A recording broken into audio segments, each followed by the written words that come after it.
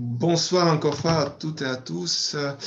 On se prépare pour la fête de l'Annonciation que nous espérons de bien célébrer jeudi malgré confinement. Et pour un petit peu entrer dans le sens de cette fête, nous avons parmi nous aujourd'hui Sandrine Caneri qui va nous parler de l'aspect plutôt biblique de cette fête et de ses racines. Donc, pour ceux qui ne connaissent pas Sandrine Caneri, elle est bibliste, enseignante invitée à l'Institut Saint-Serge en exégèse patristique. Le domaine de ses recherches sont les interprétations bibliques des pères de l'Église vis-à-vis de celles des rabbins de leur temps. Elle est auteure de plusieurs ouvrages et de nombreux articles, présidente de l'Association des chrétiens orthodoxes en dialogue avec les Juifs. Sandrine, bienvenue, merci beaucoup d'avoir accepté cette invitation et je te laisse la parole. Juste aussi, petite information, je vais essayer encore une fois de partager en direct notre conférence par YouTube. Donc, si jamais ça ne marche pas, je serai obligé de couper malheureusement YouTube, mais l'enregistrement sera mis plus tard et donc les gens qui ne peuvent pas nous suivre en direct pourront regarder cette vidéo plus tard. Sandrine?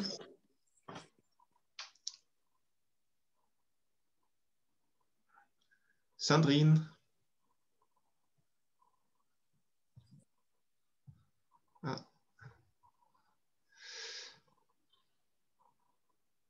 Voilà. Sandrine, tu es là? Oui, très bien. Sandrine? Ouais, j'ai un problème Voilà. avec la connexion ici. Ouais. Voilà, bon, très bien. Donc, je viens de faire ta présentation. Je vais essayer de partager quand même vidéo. Donc, gardons silence tous pour que YouTube ne redouble pas notre discussion. Ensuite, je vais couper le son de mon ordinateur et je vais partager écran pour accompagner la conférence par PowerPoint. Juste un instant, je partage YouTube alors.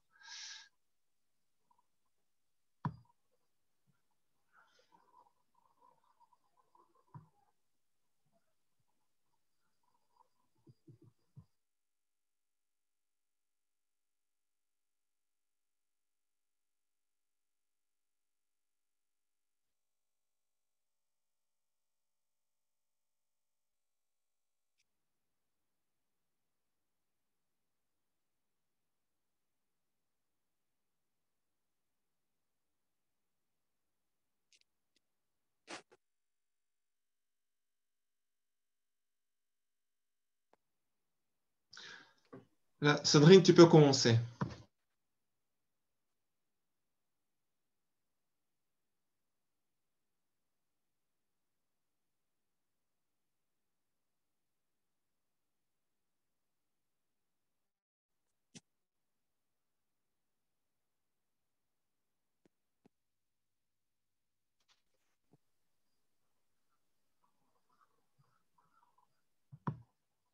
Merci.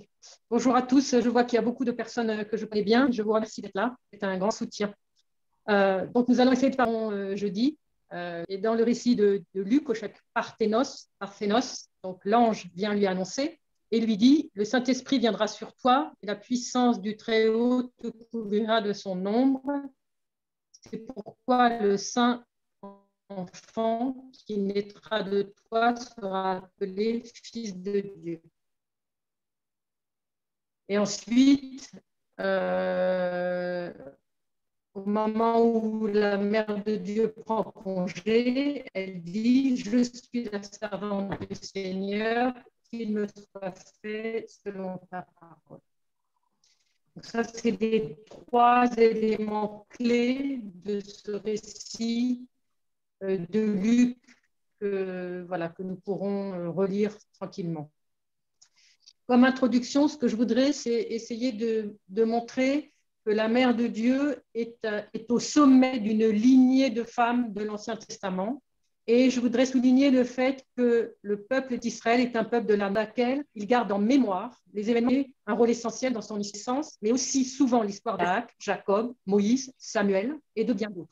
Et même pour Abraham, même si la naissance d'Abraham et sa conception n'est pas annoncée dans la Bible, elle est dans les traditions orales d'Israël.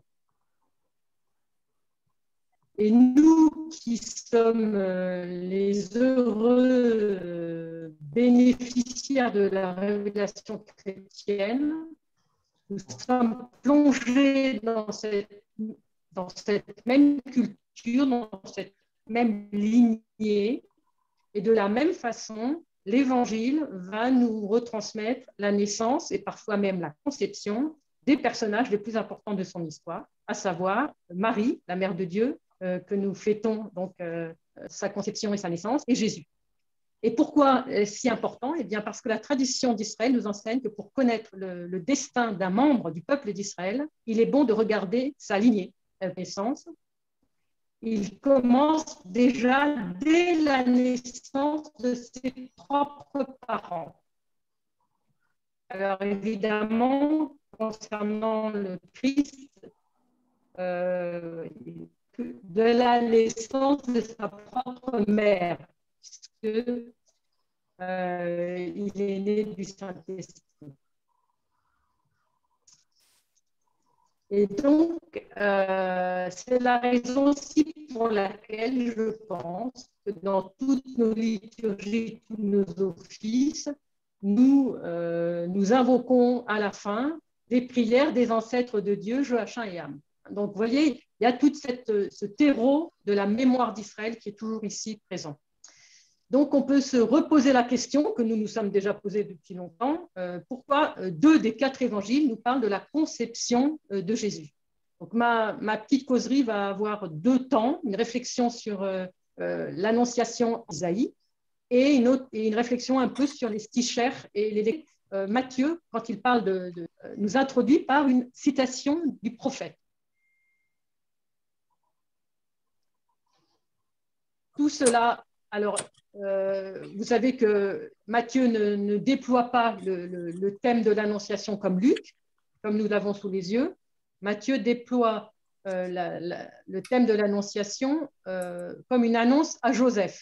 Donc Joseph ne comprend rien de ce qui se passe, il voit que sa femme est enceinte, et donc un ange vient le prévenir, et le texte de Matthieu dit « Tout cela arriva pour que s'accomplisse ce que le Seigneur avait dit par le prophète, et c'est le prophète Isaïe, voici que la Vierge concevra et enfantera un fils auquel on donnera le nom de Emmanuel, ce qui se traduit par Dieu avec nous. » Ce verset dans l'évangile de Matthieu est la première des citations d'accomplissement par laquelle Matthieu va interpréter les événements majeurs de la vie de Jésus. Et vous savez que l'évangile de Matthieu est truffé de citations d'accomplissement. Il y en a de très nombreuses. Donc la question qu'on peut se poser, c'est quand Matthieu va chercher chez Isaïe cette citation, à quelle prophétie l'évangéliste se réfère-t-il? De quelle prophétie exactement il s'agit? Comment cette prophétie s'accomplit? Et est-ce que tous nos évangiles renvoient ces versets à la prophétie d'Isaïe, donc au chapitre 7, verset 14? Alors, je voudrais d'abord tout de suite m'arrêter sur une question de traduction de ce verset de l'hébreu au grec, puisque c'est une certaine controverse qui a un peu agité les communautés juives et chrétiennes, parfois jusqu'aujourd'hui, mais qui pourrait devenir un vrai terrain d'entente. Voilà ce que dit donc la prophétie d'Isaïe. C'est pourquoi le Seigneur lui-même vous donnera un signe. Voici la jeune femme, donc en hébreu, Alma, est enceinte. Elle va enfanter un fils et elle lui donnera le nom d'Emmanuel. Donc cette prophétie se trouve en Isaïe au chapitre 7, verset 14. Donc ici, dans l'hébreu, on a Alma, qui est le mot qui veut dire jeune femme. Jeune femme, ça ne veut pas dire nécessairement vierge. Elle n'est même pas vierge. Ce mot ne signifie pas vierge. Alors que Matthieu va prendre le grec, et le grec de cette même verset va dire la Vierge, voici la Vierge, concevra et enchantera un fils auquel on donnera le nom d'Emmanuel, qui se dit Dieu avec nous. Donc Matthieu va bien prendre le grec, il va bien choisir de s'appuyer sur parthenos, le mot vierge en grec. Or, pourquoi y a-t-il eu un peu une controverse pour dire, voilà, d'un côté le texte hébreu va dire Alma, de l'autre côté le texte grec va dire vierge. Alma ne signifie pas vierge, tout simplement parce qu'en hébreu, il y a un autre mot qui veut dire vierge, qui est le mot Betula. Et donc, on a un peu ici une petite, quelques éléments, j'ai envie de dire, de traduction. Donc, on voit bien sur ce petit tableau qu'on vous a mis sur l'écran, Alma, jeune fille ou jeune femme, qui pourrait être traduit en grec par néanis, qui est un mot très courant. Il y a d'autres mots en hébreu pour dire jeune fille ou jeune femme. Il y a d'autres mots aussi pour dire femme. Et le mot hébreu pour dire vierge, il n'y en a qu'un, c'est Betula, de même qu'il n'y a qu'un mot pour dire vierge en grec, tout à fait en bas du tableau, parthenos. Donc on peut se dire, est-ce que ceux qui ont traduit la Bible, ils ne connaissaient pas bien les mots? Donc la question, c'est pourquoi ils ont traduit ce mot alma, donc on voit qu'il n'est pas du tout, il ne signifie pas vierge, par le mot vierge, parthenos. Donc les saints-pères ont bien remarqué ça, et ils ont dit que ceux qui ont traduit par Parthénos, donc les 70 sages, les 70 juifs qui étaient venus à Alexandrie pour traduire la Bible en grec, ont bien fait de traduire par Parthénos. Et c'est la raison pour laquelle c'est très important, puisque Matthieu va insérer cette citation dans son récit de l'annonce à Joseph par l'ange, qui va lui dévaler ce qui est caché, à savoir la conception dans le sein de Marie n'est pas une conception ordinaire. Sa fiancée est appelée à être la Sainte Mère de Dieu, toujours vierge. Et comme le dira la tradition par la suite, vierge avant, vierge pendant, vierge après l'enfantement. Donc toute notre foi repose là-dessus, sur ce mystère de l'incarnation, et donc c'est absolument essentiel que nous puissions nous y pencher, et cela n'a évidemment pas échappé au Saint-Père. Grâce à cette traduction par Phénos, choisie par la Septante, la virginité devient simplement évidente et elle souligne la préfiguration annoncée par Isaïe de la Mère de Dieu. Mais si ce mot alma ne signifie pas vierge, qui signifie jeune femme, qui est derrière ce mot parthenos traduit en grec qui signifie vierge, alors est-ce que, alors on peut se dire, mais ils se sont vraiment trompés, ces traducteurs? Essayons de creuser un tout petit peu. Ce qui est très intéressant, c'est que ce mot alma, en fait, n'apparaît que 4 fois dans toute la Bible hébraïque. Et je pense que c'est ça qu'il faut bien regarder et sur lequel il faut réfléchir. Il n'y a que 4 femmes qui portent ce nom de Alma dans toute la Bible hébraïque. 2 femmes sont identifiées, donc on connaît leur nom. 2 femmes sont anonymes. Et on va les regarder brièvement, mais juste pour essayer de comprendre pourquoi ces 2 mots, Alma, jeune femme, et Parphénos, vierge, ne sont pas contradictoires. Donc cette rareté de ce mot Alma va nous apprendre quelque chose d'important et donner une lumière extrêmement importante sur la Mère de Dieu, sur l'Annonciation et sur tout le mystère de la Mère de Dieu. Alors la première femme qui porte le nom d'Alma, c'est Rebecca, dans le livre de la Genèse au chapitre 24. Le verset dit, c'était une jeune fille. Donc là, ce mot jeune fille, c'est Nahara en hébreu. Elle était très belle. Elle était vierge. Et vierge ici, en hébreu, c'est bien Betula. Donc c'est bien exactement la traduction que donnera Parthénos. Et aucun homme ne l'avait approchée. Donc, ce qui est très important, c'est qu'on insiste sur sa virginité à Rebecca. Et en plus, on ajoute aucun homme ne l'a approchée. Ce qui consonne de manière très précise avec la Mère de Dieu qui dit « mais moi, je ne connais pas d'homme. Donc, comment ça va se faire ?» Donc, vous sentez, il y a vraiment une consonance. Elle est d'abord désignée, donc, Rebecca comme une jeune fille ordinaire, puis ensuite comme vierge, et ensuite, plus tard, dans le verset 43 du chapitre 24, le serviteur d'Abraham va dire qu'elle est une Alma. Et c'est la première fois que ce mot apparaît dans la Bible. La seconde femme qui porte ce nom, c'est Myriam, la sœur de Moïse. Elle est appelée Alma à quel moment? Dans le chapitre 2 de l'Exode, au moment où Moïse est jeté au fleuve, où elle reste au bord de l'eau parce qu'elle veut sauver son frère. Et lorsque la corbeille est trouvée par la fille de Pharaon, alors Myriam va se manifester et va proposer d'aller chercher une nourrice pour le petit bébé. Et le verset dit, la jeune fille, Alma, donc on pourrait dire Parthenos, mais là, les traducteurs avaient traduit Néanis, c'est-à-dire ils ont traduit jeune fille. Elle alla chercher la mère de l'enfant. Or, Myriam, la sœur de Moïse, est extrêmement jeune au moment où elle guette le petit berceau sur le Nil, dans lequel est Moïse. Elle est extrêmement jeune, mais elle a reçu un don de prophétie et elle sait à l'avance que son frère sera celui qui sauvera son peuple de l'esclavage. Et c'est pour cela que dans le chapitre 15 du livre de l'Exode, Myriam est appelée prophétesse. Elle est donc une figure de tout premier plan qui permet que le salut du peuple de Dieu advienne à un moment clé de l'histoire.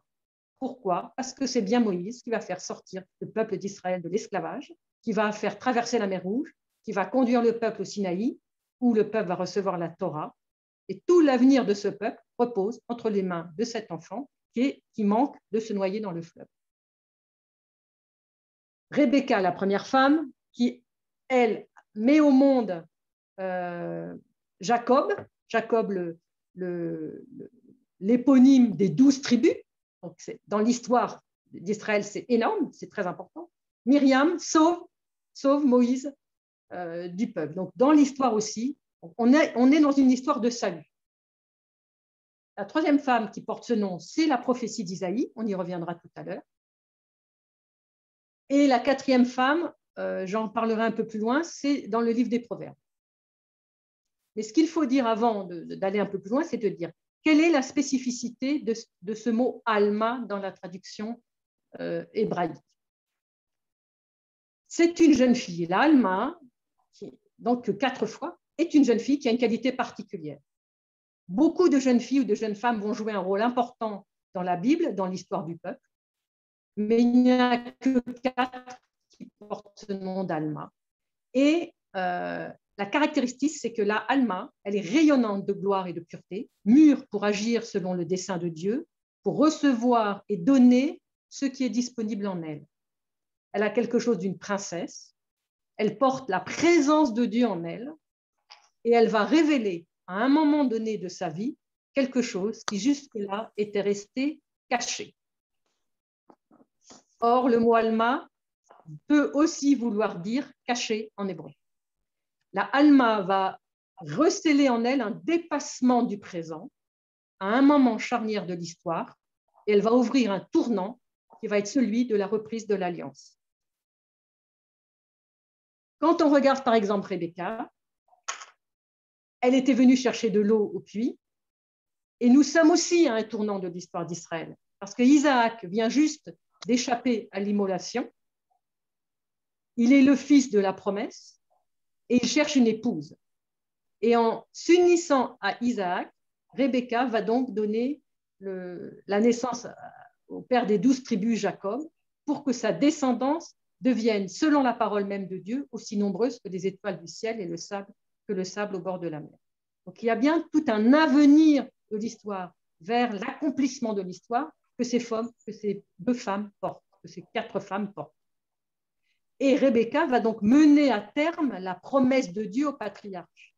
Elle va faire basculer toute l'histoire d'Israël en une petite peuplade vers un vrai peuple, puisque avec Jacob, le vrai peuple de Dieu va commencer à se constituer. Myriam a été l'instrument du salut pour tout un peuple en sauvant son frère.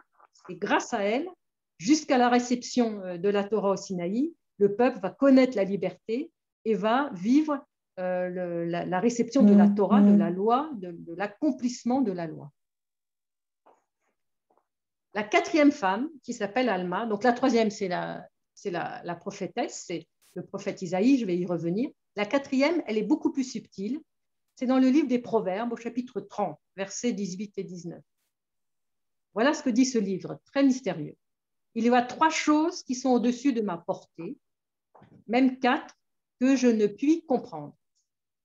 La trace de l'aigle dans les cieux, la trace du serpent sur le rocher, la trace du navire au milieu de la mer, la trace de l'homme chez la jeune femme. La jeune femme ici, Alma. Donc, vous voyez, elle n'est pas nommée, mais ce qui est très intéressant, c'est qu'il y a des choses qu'on ne comprend pas. Dans ces 4 exemples, il y en a une qu'on ne comprend pas particulièrement, 3 choses qui sont au-dessus de ma portée, mais il y en a même une 4e, c'est celle-là, la trace de l'homme chez la jeune femme. Comme pour nous dire que le plus mystérieux de tous, c'est l'union de l'homme et de la femme, union promise, on le sait, à de si grandes espérances. Donc, comment se fait-il que cette union et ses conséquences soient si mystérieuses et si incompréhensibles? Alors qu'ici, dans le livre des Proverbes, il s'agit bien d'une union ordinaire entre un homme et une femme. Donc, si le livre de Proverbes nous dit que l'union ordinaire est déjà présentée comme un mystère, comme très mystérieuse, alors à combien plus forte raison la descente du Saint-Esprit dans le sein de la Vierge? Donc, ce mot Alma accentue la nuance d'exception de celle qui est une véritable aide semblable à Dieu, que Dieu a voulu pour l'homme, et cette femme dans toute sa grâce, dans toute sa force intérieure, dans toute sa disponibilité, dans son intelligence du sens de la vie et du mystère, cette femme attendue par Dieu et par l'homme est une Alma. Revenons maintenant à la prophétie d'Isaïe. De qui parle le prophète? Donc, si nous regardons bien la prophétie d'Isaïe, nous voyons qu'un signe est donné à Akaz. Donc, le contexte, c'est quel est le contexte? Il y a un roi qui s'appelle Akaz, qui est menacé par ses voisins, on envahisse son territoire, et donc il est extrêmement inquiet. Toute la tradition dit que ce roi était un roi impie, méchant et orgueilleux, au point qu'il ne veut pas demander un signe. Alors le prophète lui-même, de la part de Dieu, de la part du Seigneur, lui dit, va lui donner un signe, je vais te donner un signe. La jeune femme est enceinte, elle enfantera un fils et elle lui donnera le nom d'Emmanuel. Mais le prophète de son temps, au 8e siècle avant notre ère, de qui parle-t-il? De quelle femme s'agit-il? S'agit-il de la femme du prophète? S'agit-il de la femme du roi Akaz? S'agit-il d'une autre femme? Alors, on pourrait faire beaucoup d'explications, mais on ne va pas s'attarder là-dessus. Ce qui est très intéressant, c'est que la plupart des commentateurs vont dire qu'il s'agit de la femme de ce roi Akaz, ce roi impie. Donc ici, dans la prophétie d'Isaïe, Dieu va élever cette femme de ce roi impie au rang des plus grandes femmes en Israël, au rang de Rebecca, au rang de Myriam. Donc le signe, c'est que cette femme devient une Alma qui porte en son sein un enfant qui deviendra qui? Qui deviendra Ézéchias, l'un des 3 seuls rois d'Israël qui fit ce qui plaît au Seigneur. Donc c'est très intéressant parce que si cette Alma de la prophétie d'Isaïe porte Ézéchias, c'est lui qui va faire basculer l'histoire du paganisme et de l'orgueil à la métanoïa. Il va faire une métanoïa. Donc cette naissance est très importante pour toute l'histoire du peuple d'Israël parce qu'Ézéchias va devenir un roi extrêmement fidèle. Et Alexis Kniassiev dit que puisque Ézéchias ne va pas prendre le chemin de son père qui était un roi impie et qui va faire une vraie métanoïa, il est un rappel de la fidélité de Dieu aux promesses données à David au chapitre 2 du livre de Samuel, qui concerne la pérennité de son trône. Il faut bien que le trône de David soit éternel, comme dit le psaume. Donc ça, c'est très important parce que Ézéchias était dans le paganisme, était dans l'adoration des faux dieux, alors que, Akaz, alors qu'Ézéchias va lui écouter la parole de Dieu, va guider le peuple pour faire revenir tout son peuple à l'adoration du Dieu un, et toutes les pratiques idolâtriques seront réprimées, le temple sera purifié, afin que soit restauré le service divin, selon le livre des Chroniques, grâce à Ézéchias. Donc, Avec cette petite introduction, nous commençons mieux à saisir l'épaisseur et la profondeur de ce mot Alma, la jeune femme, chargée de tant d'histoires, mais surtout chargée de l'intervention de Dieu dans l'histoire des hommes pour le salut de son peuple. Or, ce verset d'Isaïe, quand nous entendons ce verset d'Isaïe, la jeune fille enchantera, tout de suite, nous pensons immédiatement à la mère de Dieu, parce que nous, c'est comme ça que nous l'avons reçu dans l'évangile de Matthieu. Mais si nous retournons à la période du prophète Isaïe, 8 siècles avant la mère de Dieu, enfin 8e siècle avant la mère de Dieu, et en fait, on voit qu'il y a deux étapes. L'étape historique du livre d'Isaïe qui parle d'une mère, une future mère qui sera la mère du futur roi pieux Ézéchias, et une seconde étape qui va arriver 8 siècles plus tard, qui est l'étape de la prophétie qui se réalise dans la Vierge Marie, la mère de Dieu.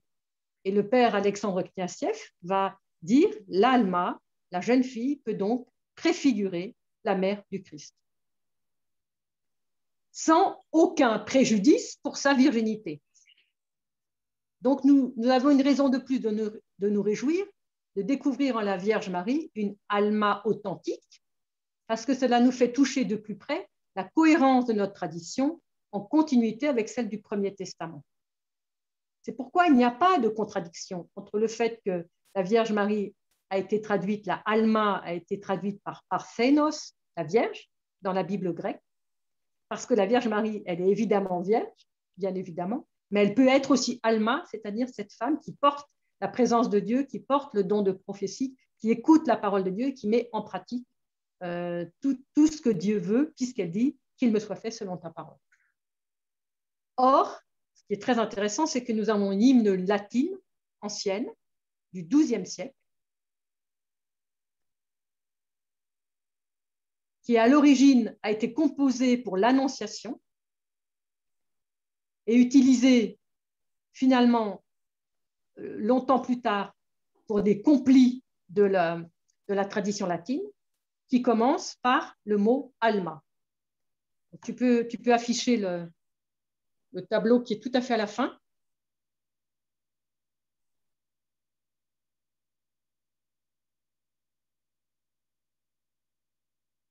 Alma, donc là, c'est plus loin, un peu plus loin, Père Alexis.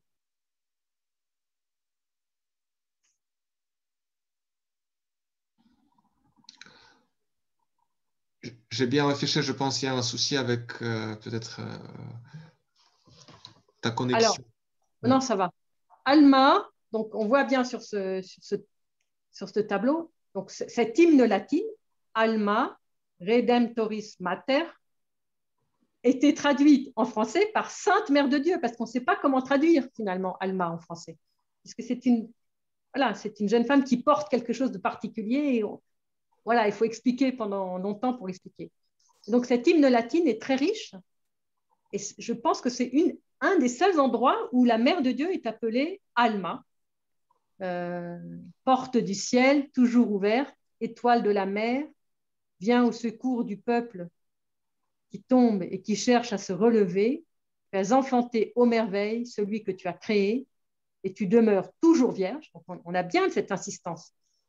Accueille le salut de l'ange Gabriel et prends pitié de nous pécheurs. Donc cette mère de Dieu, elle est appelée Alma dans cette hymne latine du XIIe siècle. Donc c'est très intéressant parce que la tradition chrétienne garde bien la trace de cette Alma.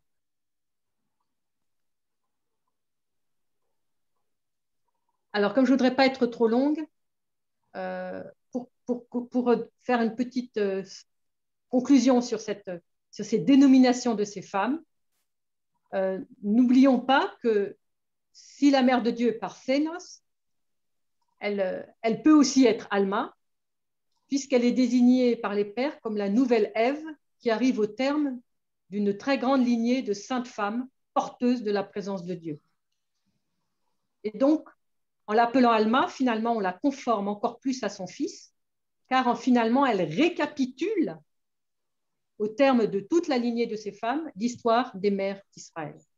Elle s'inscrit bien dans un destin commun avec toutes ces femmes qui ont été là pour faire basculer l'histoire du peuple vers le salut. Et elle-même, la mère de Dieu, va faire basculer toute l'histoire vers le salut. Et elle est le sommet de toutes ces femmes. Et c'est pour ça que si elle est bien bénie, plus que toutes les femmes, puisqu'elle est la seule et unique qui deviendra la mère de Dieu et qui portera en elle le Verbe de Dieu. Et ici, on peut faire une petite citation de Vladimir Noski, qui dit qu'entre Ève et Marie, il y a toute l'histoire de l'Ancien Testament, le passé dont on ne peut pas séparer celle qui est devenue la mère de Dieu. Si elle fut élue pour accomplir ce rôle unique dans l'œuvre de l'incarnation, cette élection suit, tout en la terminant, toutes celles des élus qui l'ont préparée. Et ce n'est pas en vain que l'Église orthodoxe, dans ses textes liturgiques, appelle David l'ancêtre de Dieu et parle dans les mêmes termes de Joachim et Am, saint et juste ancêtre de Dieu. Donc ça, c'est une citation de Vladimir Noski dans L'image et la ressemblance de Dieu, page 199. Voilà pour cette question. Je voudrais maintenant essayer d'aborder quelques petits éléments de la fête de l'Annonciation. Donc, lors de la fête de l'Annonciation, alors cette année, c'est un peu particulier parce que ça se combine, les vêpres se combinent avec les présanctifiés. Mais en tout cas, généralement, dans les vêpres, nous avons plusieurs lectures de l'Ancien Testament, dont notamment le livre de la Genèse, parfois le livre d'Ézéchiel, parfois le livre de l'Exode, et aussi le livre des Proverbes. Donc le premier texte qui est lu, c'est l'échelle de Jacob, dans le livre de la Genèse au chapitre 28. Et cette échelle de Jacob dont nous voyons ici l'icône du monastère de Dečani, en Serbie, qu'est-ce qu'elle signifie pour symboliser la mère de Dieu? Que la mère de Dieu est, selon les mots mêmes de l'Acatiste, le pont qui relie la terre au ciel, puisqu'elle offre son sein en vue de la descente du Fils de Dieu parmi nous. Cette descente, voilà, c'est comme la mère de Dieu est comme une échelle sur laquelle le Christ va descendre. La seconde lecture, donc, qui serait celle du livre de l'Exode, au chapitre 3, c'est la lecture du buisson ardent dont nous avons l'icône sous nos yeux. Et qu'est-ce que c'est cette icône? Eh bien, tout simplement, le fait que le buisson ne se consumait pas. Donc, quand Moïse arrive au buisson ardent et qu'il voit ce feu brûler ce buisson et qu'il est étonné parce que le buisson ne se consume pas, les saints-pères ont vu dans ce buisson le sein de la mère de Dieu, comme si la mère de Dieu était tout entière un buisson et qu'elle porte en elle le feu brûlant de la divinité qui est le Verbe de Dieu. Et donc ces deux images, que ce soit l'échelle ou que ce soit le buisson ardent, vont être ce qu'on appelle des types, donc des préfigurations de la mère de Dieu, de la manière dont la mère de Dieu va incarner le mystère du Verbe de Dieu. Et alors, si on veut essayer de continuer à approfondir un tout petit peu quelques éléments des vêpres liturgiques, nous savons que l'office liturgique dès les vêpres, mais également dans les matines du 25 mars, va nous présenter le dialogue entre la mère de Dieu et l'ange.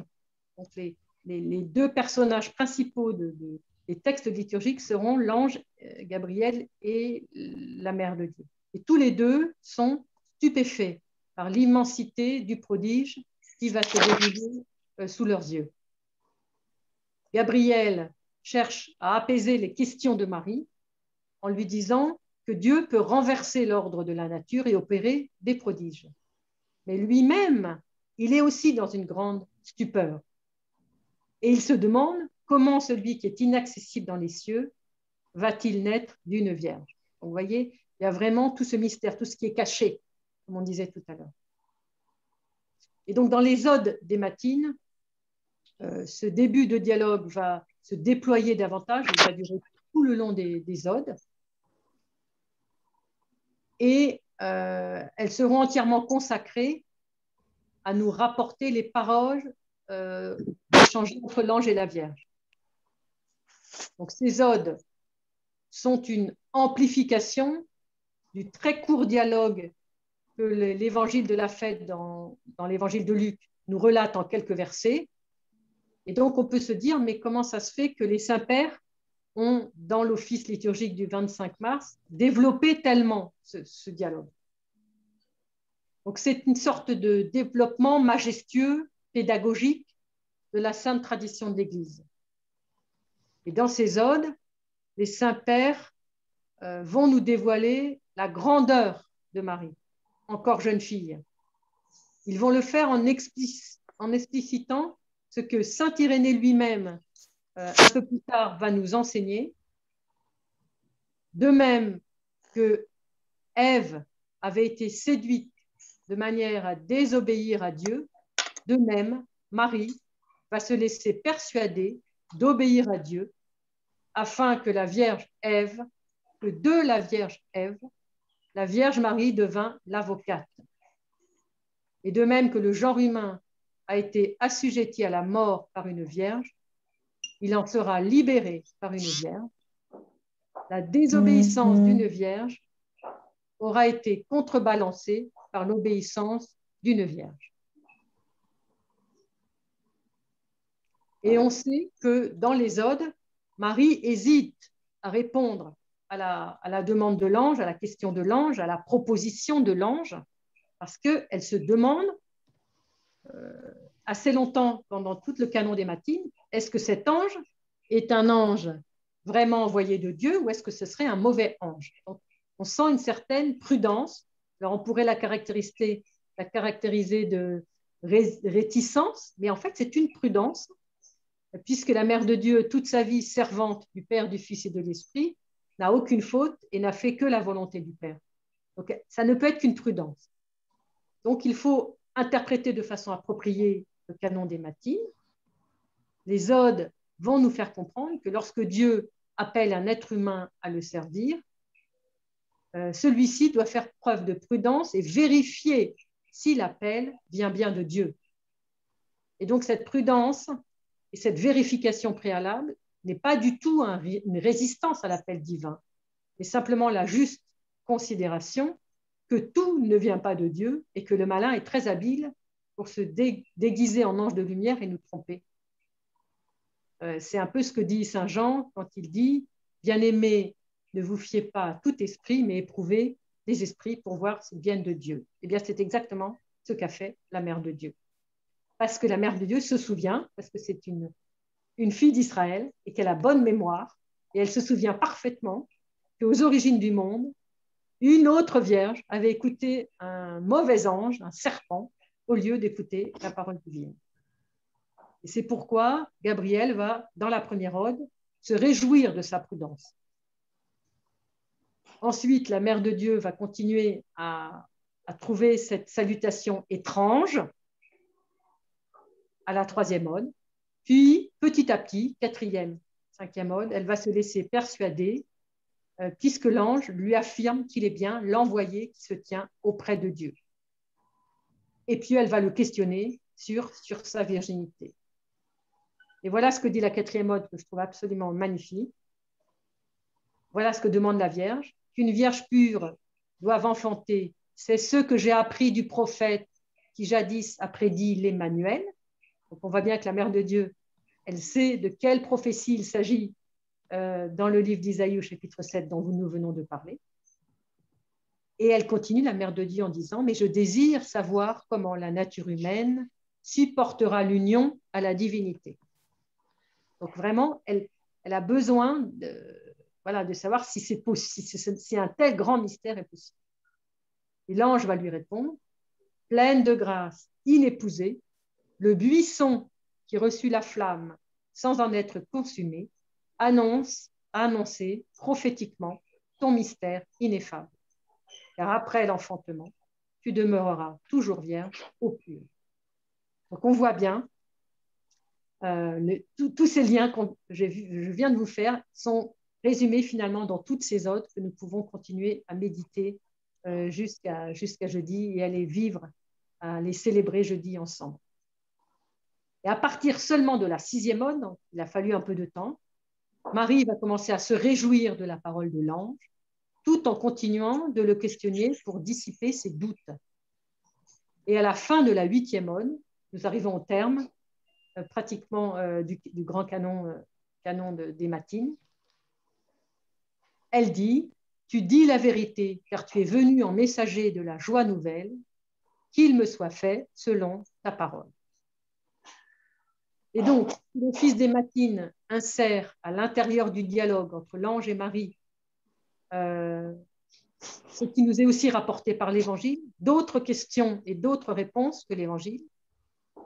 C'est pour nous montrer tout l'aspect de qu'est-ce que c'est que l'appel divin et à la façon dont nous pouvons répondre avec prudence, avec discernement, en posant les bonnes questions et en restant ouverts et en terminant avec au sommet de tous ces questionnements, de toute cette prudence, en terminant par cette sublime réplique, qu'il me soit fait selon ta parole. Bon. Donc, je pense que ces quelques petits éléments, on aurait pu en développer beaucoup plus, mais je ne voulais pas être trop longue, voilà, vont nous aider à mieux comprendre cette fête. Alors, je voudrais conclure en donnant un petit élément supplémentaire. Nous aurions pu aussi faire des nombreuses comparaisons entre Abraham et la mère de Dieu. À la 6e ode d'ailleurs, Gabriel lui dit qu'elle accomplit en ce jour la promesse faite à Abraham. Donc ça veut bien dire qu'il y a un lien avec Abraham. Et le lien, c'est quoi? C'est qu'Abraham accepte l'épreuve d'immoler son fils. Il obéit, il a foi en Dieu. Et comme le dit la lettre aux Hébreux, il a foi en Dieu qui est même capable de ressusciter les morts. Marie, comme fille d'Abraham, est tenue aussi en suspens par Dieu, qui ne lui dévoilera que très progressivement le sens des choses, au point que même Joseph a été troublé. Et donc, on sait qu'elle a vécu cette annonce dans le désarroi et qu'elle n'a pas dû facilement surmonter ses doutes et ses craintes.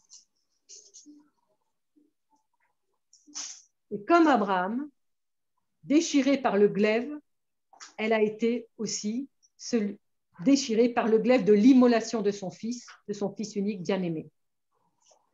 Et par son oui, elle nous montre le chemin, ce qu'il nous faut vivre pour accomplir la volonté de Dieu. C'est pour ça que cette fête va éclairer doublement notre grand carême. Offrons au Christ notre volonté propre, accueillons véritablement sa parole sur notre vie.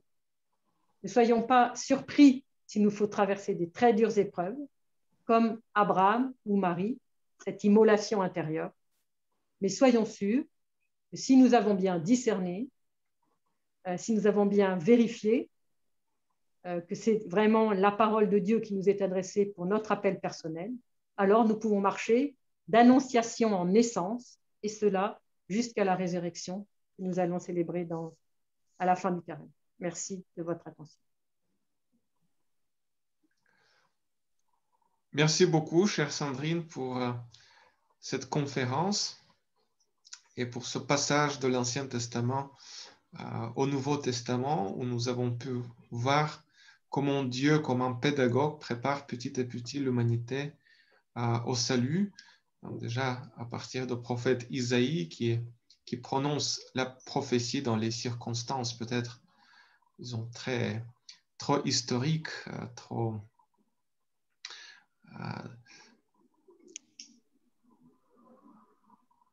proprement, disons, historique, mais déjà le Seigneur, à travers de ses paroles, nous prépare l'avenir mystique, l'avenir du salut qui arrive à travers de la Vierge Marie, qui par son humilité ouvre le cœur au Dieu et s'offre à ce service salutaire que nous allons célébrer dans quelques jours, l'annonciation, commencement de notre salut, l'accomplissement des prophéties.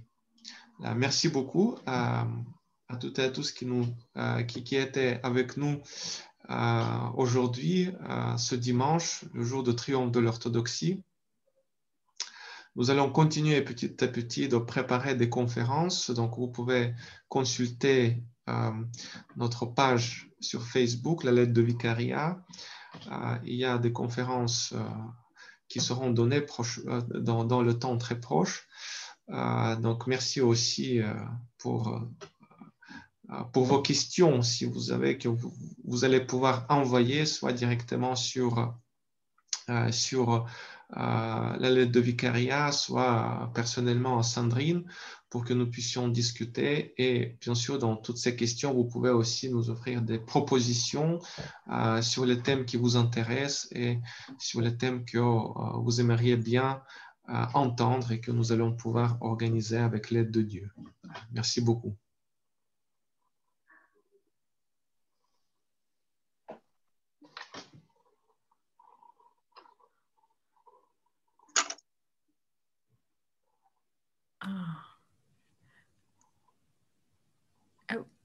Bonjour, est-ce qu'on peut poser des questions? Nous avons un quart d'heure devant nous et on peut utiliser ce quart d'heure pour des questions. Voilà, bonjour, je suis Alina. Alors, merci beaucoup Sandrine pour la merveilleuse conférence que tu nous as fait avec tous ces ponts entre Nouveau et Ancien Testament. J'ai une question, si tu peux nous développer les points communs entre Myriam, la sœur de Moïse, parce que tu l'as appelée salvatrice, sauveuse, voilà, et Marie, la mère de Dieu, tout en sachant que Myriam, Marie, Marie, Myriam. Voilà. Merci. Alors, moi, je pense que ce n'est pas un hasard si Myriam est aussi appelée Alma, comme Marie. Pour la bonne raison qu'il n'y a qu'une seule femme qui s'appelle Myriam dans l'Ancien Testament, c'est Myriam, la sœur de Moïse. Donc, il n'y a que deux Myriam, Myriam, la sœur de Moïse, et Myriam, Marie, la mère de Dieu, dans toute la Bible. Donc, c'est quand même, rien que déjà le fait qu'il n'y a que deux femmes qui portent le même nom, déjà, ça devrait nous mettre la puce à l'oreille.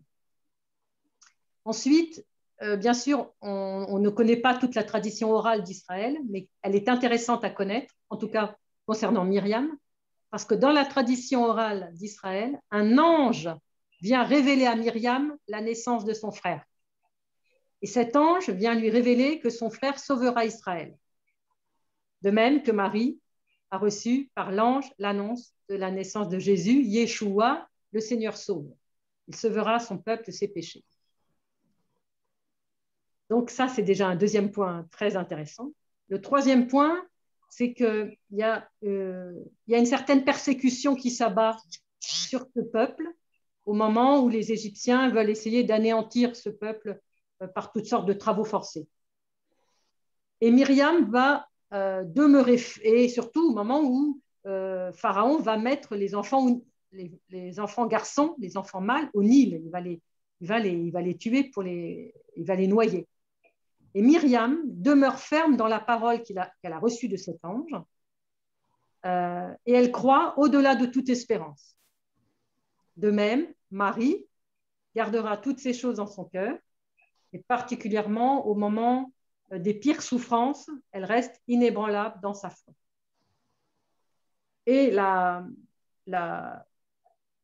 tradition liturgique de notre Église byzantine, je pourrais vous retrouver plus précisément le stichaire, mais donne un stichaire très précis où Myriam, comme Marie, est appelée glorieuse. Or, cette gloire, nous savons qu'elle est très importante dans le livre de l'Exode et dans d'autres livres de la Bible. Vous savez que la gloire, c'est vraiment l'idée de la nuée. C'est cette nuée qui va venir sur Marie, la nuée va te couvrir de son ombre, c'est ça la gloire. Et toutes les deux sont appelées glorieuses. Donc, on pourrait développer encore, mais il y a au moins ces 4 points qui me semblent absolument majeurs à comprendre pour bien continuer à montrer la connexion très étroite entre Marie et toutes les femmes, enfin, ces femmes de la Première Alliance. Merci pour la question. Oh, merci à toi, c'est super. Merci.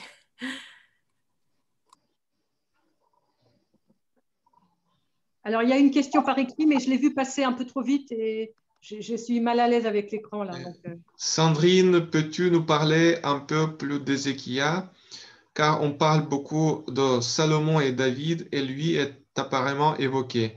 Pourquoi le roi Ézéchias n'a-t-il pas été nommé Emmanuel comme la prophétie l'annonçait? Très bien, très bonne question. Alors, je ne sais pas répondre à tout, hein, heureusement d'ailleurs. Alors, Ézéchias fait partie des 3 rois qui sont les rois pieux. La plupart des rois ont fauté. Enfin, ils ont tous fauté parce qu'ils sont tous pécheurs. Et je veux dire, ils se sont vraiment détournés de Dieu par des actions graves. Il y en a 3 qui ont resté vraiment fidèles. Et ça, qu'est-ce qui nous les dit? C'est le livre du Siracide au chapitre 48, verset 22. Ça, vous pouvez aller le vérifier. Ézéchias, fils, si ma mémoire est bonne, fait ce qui plaît au Seigneur. Il a suivi l'exemple de David, son père, et non pas l'exemple de Akaz, son père impie. Voilà. Et selon la tradition orale d'Israël, encore une fois, la tradition orale, elle est importante à connaître, il aurait dû, alors tenez-vous bien, il aurait dû être le Messie. Il aurait dû être le Messie. Et il ne l'a pas été parce qu'il a commis une faute qui n'est pas une faute impie, mais qui est une faute grave puisqu'il n'a pas remercié Dieu lorsque Dieu l'a sauvé d'une catastrophe, de l'envahissement des ennemis. Donc, par manque de gratitude, il n'a pas été le Messie. De toute façon, le Messie, selon la tradition d'Israël, doit être sans faute. Donc, il suffisait qu'il fasse une faute, même mineure, et il ne pouvait pas être le Messie. Mais ce qui est très intéressant, c'est que c'est pour ça que cette Alma du livre d'Isaïe, elle aurait dû porter le Messie. Et il aurait fallu attendre jusqu'à la Mère de Dieu. Donc, vous sentez encore le lien encore plus fort grâce à Ézéchias. Et puis, il restaure le service divin dans le temple, donc un service qui avait été souillé par des pratiques idolâtriques. Or, la mère de Dieu est aussi appelée temple du Saint-Esprit. Alors, pourquoi il n'a pas été appelé Emmanuel? Ça, c'est une bonne colle. C'est une bonne question. Je ne sais pas. Mais peut-être parce que la voix des prophètes n'était pas toujours entendue, non, par le peuple. Peut-être. Ouais. En tout cas, Ézéchias joue un rôle capital dans sa génération. Donc, c'est vraiment important. Surtout qu'il va faire revenir tout son peuple à l'adoration du Dieu un. Et ça, je pense que c'est fondamental parce que tout le peuple doit être uni dans l'adoration du Dieu un pour pouvoir accueillir celui qui deviendra le Messie, même s'il faut attendre encore 800 ans.